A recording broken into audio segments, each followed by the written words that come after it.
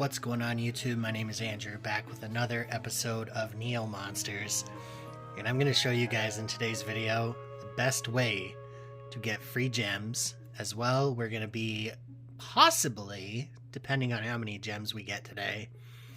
Oh yes, I said it, free gems.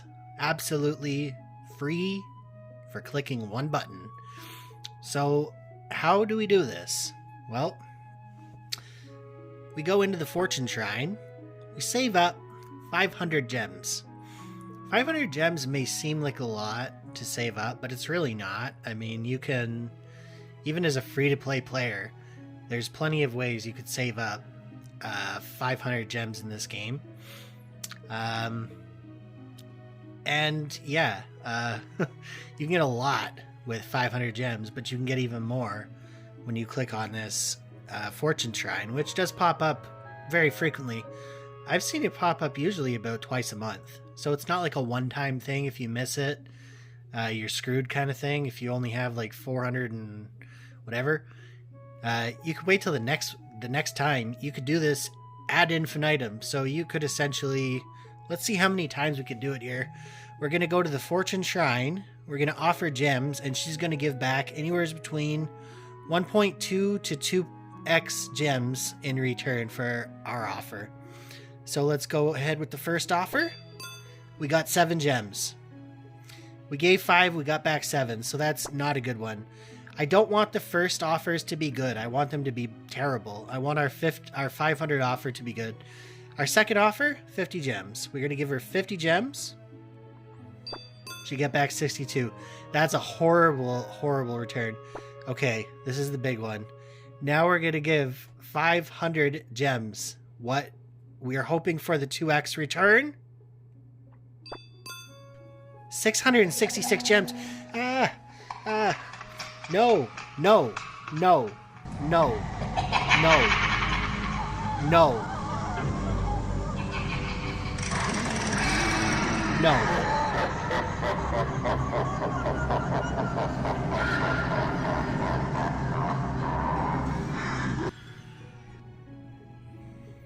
We just got back like 1.3 times what we offered. But you know what? Dude, that's 160 free gems. Just for clicking a button.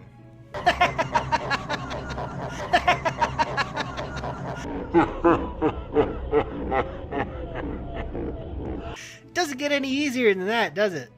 I mean, we're in this game. That is $99 worth of gems in this game for doing absolutely nothing other than just saving your gems. There's a pretty good, I'm going to show you guys, there's a pretty good mythic available in the festival right now.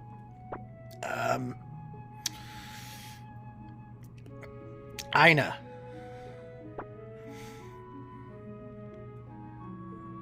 Kind of crazy looking.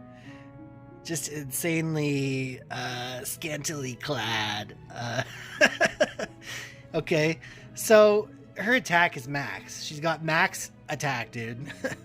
Very good HP, decent defense, very good speed, very well built for PvP.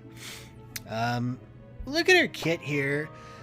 Really good kit, and upon thinking about it even further, she's got a very broken kit.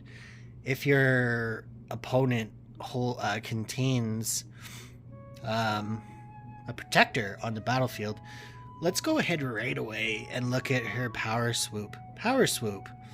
Knock one enemy back to the end of their team, and then the user will gain 1 energy charge and take a turn immediately. The skill can only be used if there is no friendly protector and at least 1 enemy with a protector icon on the battlefield.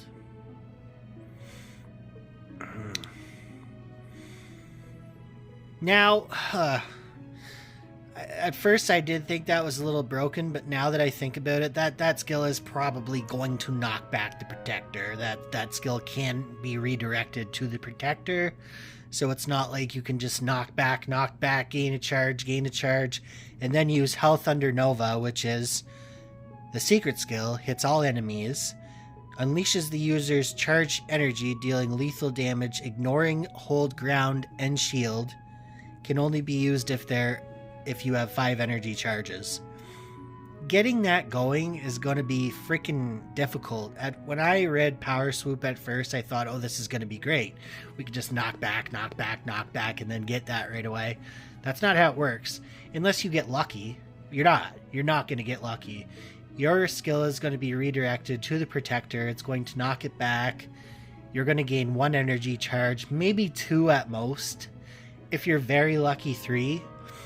Okay, so let's say you gain even 2. You're still 3 away from that necessary 5 to do the health under Nova, which is great. You know, it's a fantastic move.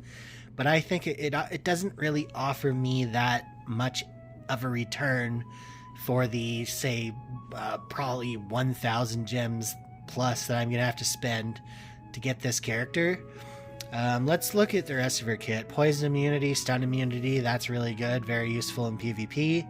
Probably the 2 best immunities to have in PvP, if I'm being completely honest, other than hold ground.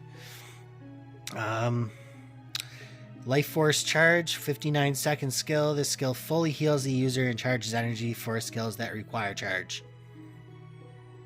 That's great, but if we're looking at getting a health under Nova off, charging 1 is not going to be good. You know, characters don't normally survive for 5 turns. They don't normally survive for 4 turns. I can't imagine it surviving for, say, 6-7 turns if we're going to be using other skills in this kit as well. Like Laser Blast hits 1 enemy. It unleashes the user's charged energy, dealing critical damage. For each time charged skill was used, this ignores hold ground and shield. That's a very sort of good, I guess, skill. It's useful in a pinch, but that's not what we want to be using this character for until after we get off the health under Nova. But I feel like looking at this character, at first it looked really bad, and then it looked like really mediocre, and then it looked really good until I reread Power Swoop, and now it's looking just average again. It's looking kind of like, to me, like the artwork, 10 out of 10. Okay, they could have done a little better on a few of the attributes, quote unquote, of the angel, Sharabia, just to name one. I really love when I look around this place. Is all the sets of boobies, and I want them in my. But yeah, they could have increased the volume of certain aspects of the pixelation, if you know what I'm saying. But in terms of, you know, other things here, we're looking at Blood Crave after a laser blast. So you're just doing, you know, 1 laser blast, you know, to get rid of those pesky hold ground, shielded stealth, unbelievably tough to kill creatures. Then we go into the Blood Crave. You know, killing just about anything at an 85-second tick is not a bad thing in PvP. But I'm just not sold on the health under Nova. I think that's more of a PvE move. And yeah, it's going to be great in PvE, but are we ever going to get to that as an early game or a mid-game account in this game? I don't think so. I think you might get that off 1 out of every 20 matches. Endgame, this would be a great mythic. If you're an endgame account and you have an endgame account and you have the ability to protect this character, oh boy. And maybe some Link, you know, involving some Link stuff in there, and some turn manipulation, and possibly some shielding of sorts. This character is going to be tier 1. But as an early to mid-game account, I think we're looking at a mid mythic here, and I wouldn't recommend going for it unless you really want a mid-tier PvP mythic. This is not the one, guys. I'm sorry to tell you. It's just not the one. Alright, well, that's the video for today, guys. Hope you all are enjoying some Neo Monsters, and I will be back in the next one. Peace out.